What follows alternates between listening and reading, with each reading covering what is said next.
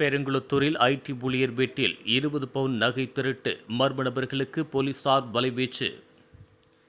சென்னை தாம்பரம் அடுத்த பழைய பெருங்குளத்தூர் பகுதியில் வசித்து வருபவர் மார்க்கஸ், இவரது மனைவி ஜனனி.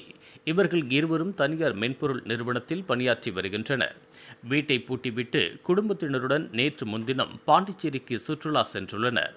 இந்த நிலையில் ஜனனி வீட்டில் பணிபுரியும் பெண் வீட்டு வேலைக்காக வந்தபோது வீட்டின் கதவின் பூட்டு உடைக்கப்பட்டிருந்ததால் உடனே ஜனனிக்கு தகவல் தெரிவித்தனர்.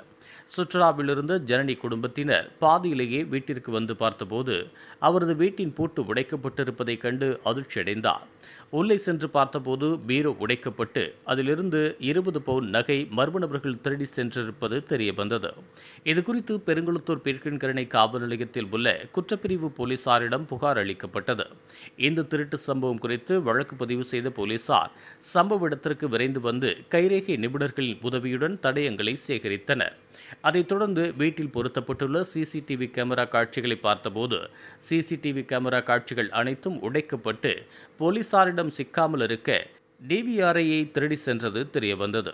மேலும் கொள்ளை சம்பவத்தில் ஈடுபட்ட மர்ம நபர்களை தீவிரமாக வலைவீசி தேடி வருகின்றனர்.